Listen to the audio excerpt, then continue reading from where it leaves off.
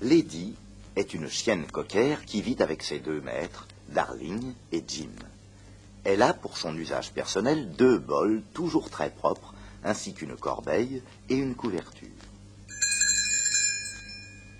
Quand ils sont à table, ses maîtres lui donnent à manger de temps en temps, un petit morceau par-ci par-là.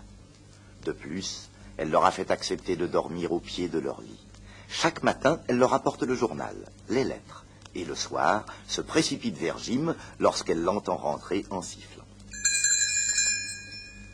Lady pense qu'elle se trouve dans un foyer très heureux, et ses 2 voisins, Jock et César, 2 chiens très distingués, sont tout à fait de son avis.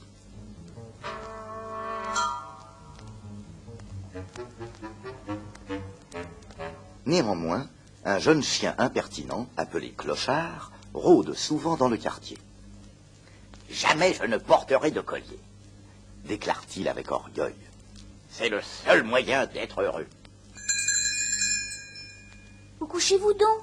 lui demande Lady. « Et comment faites-vous pour manger ?»« C'est très facile si vous savez vous y prendre, » répond Clochard d'un air satisfait. « Et quant à vous, ma belle, vous verrez que tout changera lorsqu'il y aura un bébé dans la maison, car l'affection des hommes a des limites, et à l'arrivée d'un bébé dans une maison correspond le départ du chien. » Ces étranges paroles inquiétèrent Lady, et ce fut pire lorsque le bébé vint. Darling et Jim ne cessent évidemment pas d'être bons avec elle, mais ils sont maintenant très affairés et ont d'autres préoccupations. Mais tout s'aggrava encore à l'arrivée de Sarah, la tante de Jeanne. « Oh, ce chien !» s'écrie-t-elle. « Il doit rester dehors et porter une muselière. »« Oh, oh !» s'écrie Clochard lorsqu'il vit Lady dans une telle situation. Je regrette de constater que mes prédictions étaient bonnes, mais si vous voulez bien me suivre, nous allons rapidement vous délivrer de cette muselière. »« Vous suivre ?» réplique Lady. « Vous ne voyez donc pas que je suis attachée ?»« J'oubliais, » répond Clochard.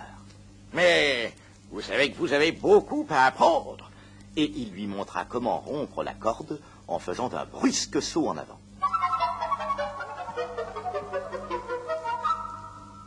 Maintenant, Lady est libre et elle s'enfuit avec Clochard pour faire enlever sa muselière. Lady n'a aucune idée des projets de Clochard, mais elle se laisse conduire à travers la ville jusqu'au zoo. Arrivé là, il passe devant les gardiens et se dirige vers Castor. « Hé, là-bas !» s'écrie Clochard. « Nous voulons de l'aide !»« D'accord, répond Castor. je suis toujours très content de vous rendre service. Mais dites, mademoiselle, vous avez là une bien jolie muselière. »« Justement !» s'écrie Clochard. Nous désirons l'enlever, et si vous la voulez, elle est à vous. » Et Castor, armé de ses dents, enlève la muselière. Il est déjà en train de l'essayer lorsque Lady et Clochard le quittent en le remerciant. « Et maintenant, où allons-nous ?» demande Clochard. « Le monde est grand, nous irons où vous voudrez. » « Oh, je dois rentrer. » répond Lady. « Car vous savez, il faut que je surveille la maison et le bébé. » « La maison !» s'écrie Clochard. « Malgré la muselière et tout le reste, vraiment jamais je ne comprendrai les femmes. » Néanmoins, il l'accompagne.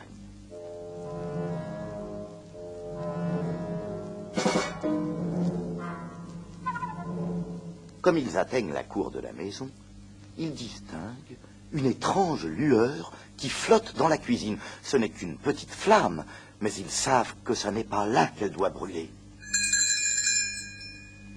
Le bébé !» s'écrie Lady, et elle s'élance à l'intérieur, Clochard sur ses talons. Et tandis que Clochard monte la garde auprès du berceau, Lady va réveiller Darling et Jim.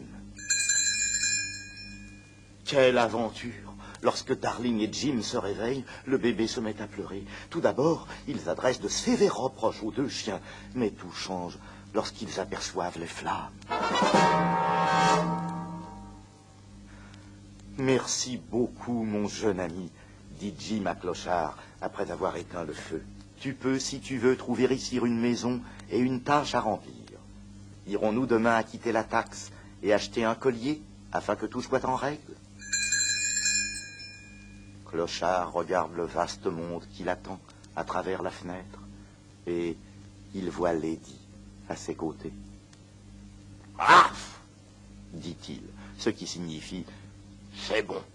Et en signe d'accord, il tend sa patte à Jim. Maintenant, la belle et Clochard doivent veiller sur deux familles. Darling, Jim et le bébé forment la première.